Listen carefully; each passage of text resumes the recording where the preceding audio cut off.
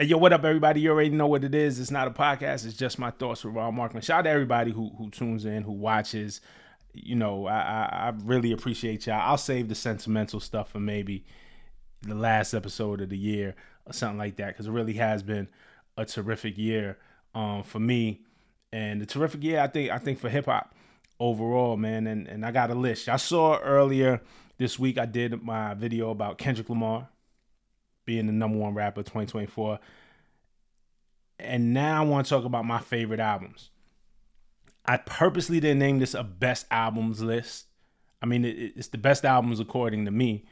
But I wanted to do something different. I named it my favorite albums list because I'm just like, I'm not like really the list guy. I don't love doing lists. I did a lot of lists in my careers.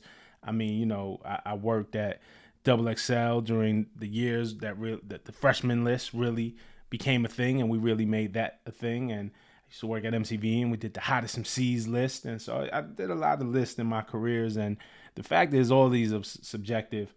So I want to hear y'all list too. Y'all hit me. Y'all let me know what y'all favorite albums were this year. But my favorite albums of 2023, I made a list of 10. It's not necessarily ranked. I know the top three for me. I know the top three hands down. I don't know where everything else lands, but I'll just go and then I'll name the top three at the end, right?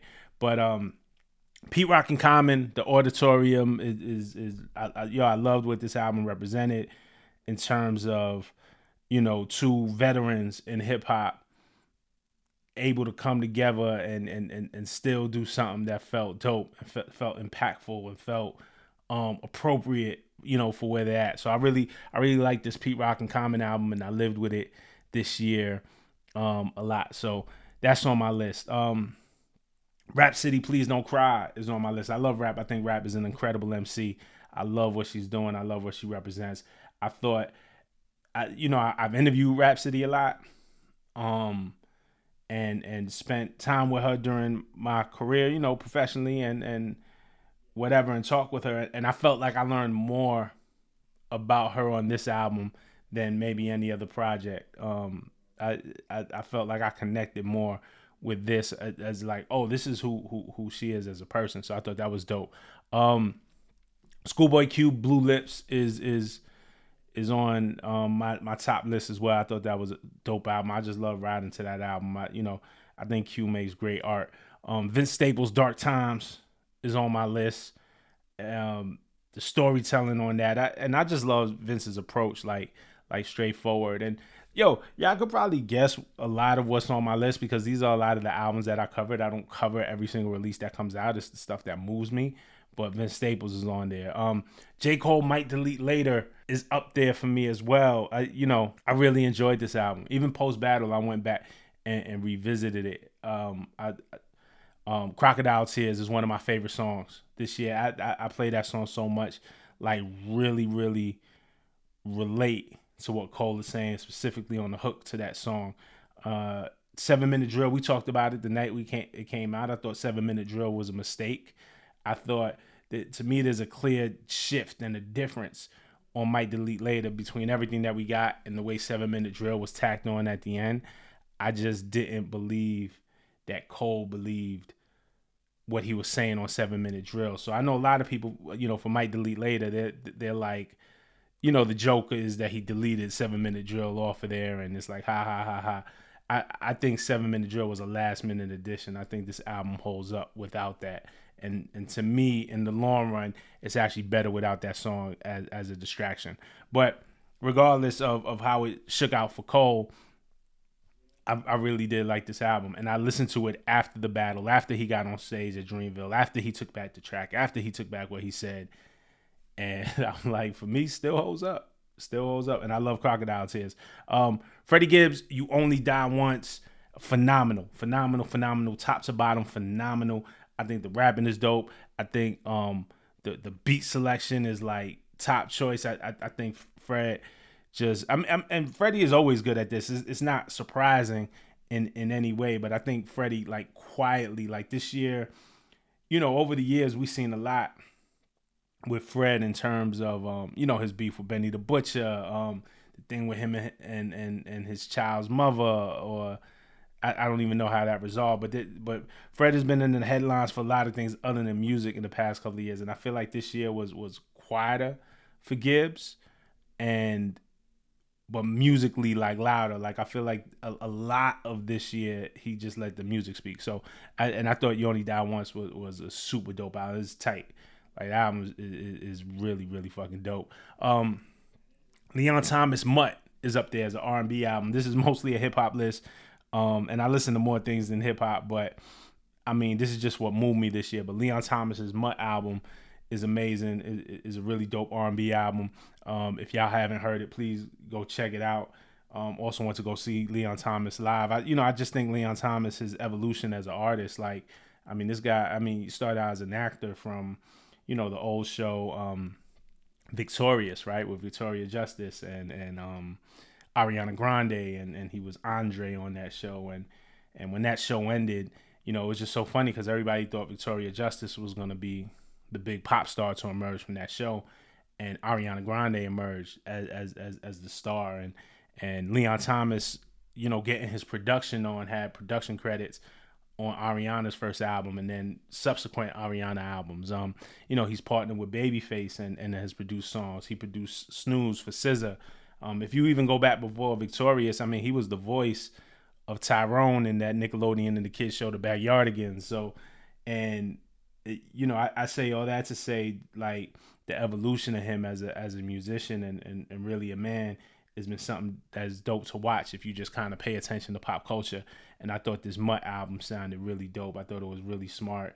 I thought the writing was great. I thought the production was great. Like, this album, Mutt, one of my favorite of the years. Okay, so my top 3 favorite albums, right? Y'all could probably guess them if y'all haven't already. I'm gonna go Tyler, the Creator, Chromacopia, at number 3.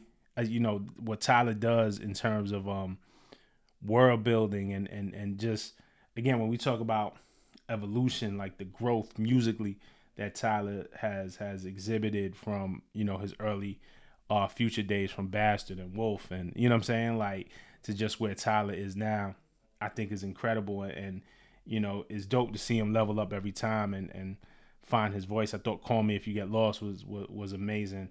I love the way he included DJ Drama on that, but the beat selection, the rhymes, the storytelling, the world building, and I think Chromacopia, like, amazing. I don't know which one I like better. Those are probably my 2 favorite albums from him right now. Is Call Me If You Get Lost and Chromacopia. I think Call Me If You Get Lost over Chromacopia for me, but that's because I just had more time to live with it, and I love the mixtape feel about it.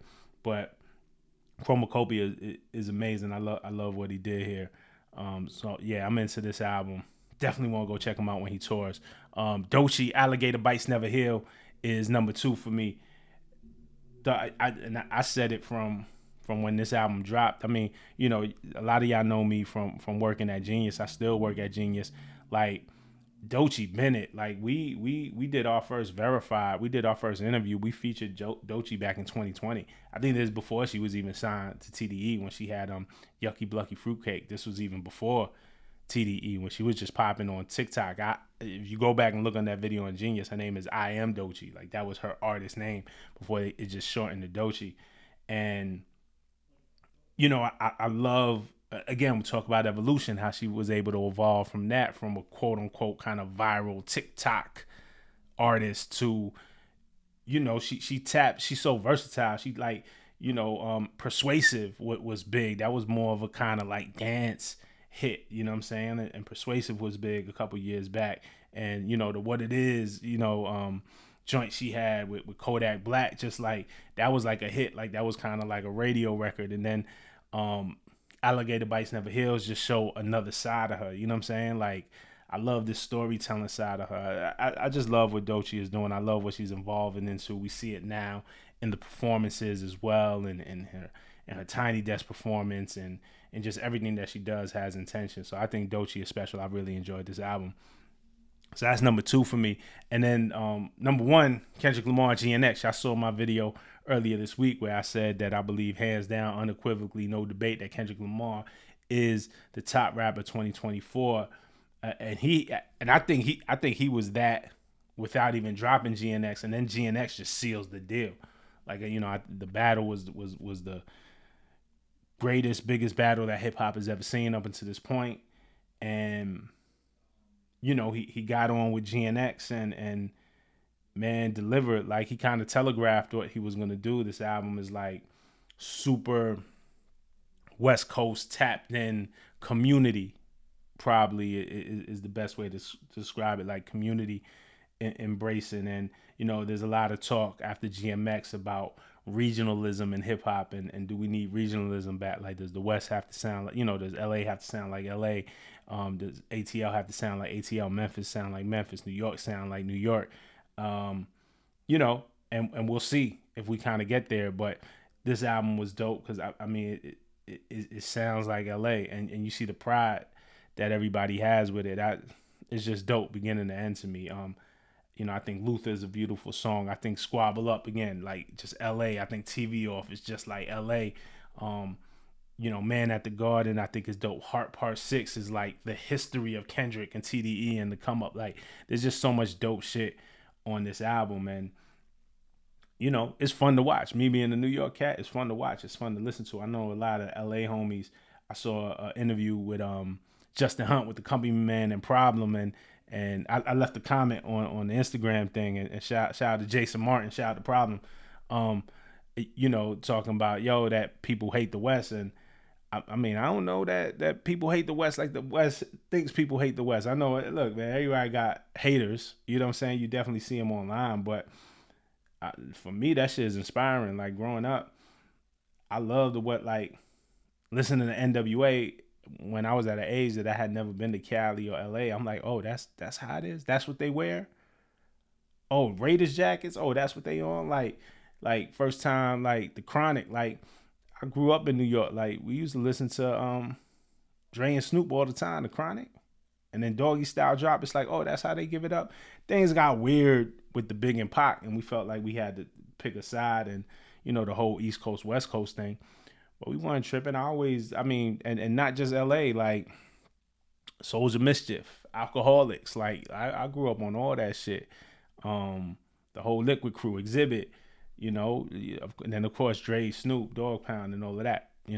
So I'm going off on the tangent, but what I mean is I just love what Kendrick is doing right now. It feels very West Coast. Watching the Pop Out show feels very West Coast, and it's inspiring. It's like, oh, we could really be ourselves out here. Like you don't got to reach to and I think we're gonna get back to some authenticity. So I think Kendrick is being authentically who he is right now, and really embracing the city. So that's dope to see. So GNX, top album for me. But that's my list. I want to know your list. These are my favorite albums, or best albums according to Rob Markman. But hit me in the comments, like, subscribe, comment, do all that.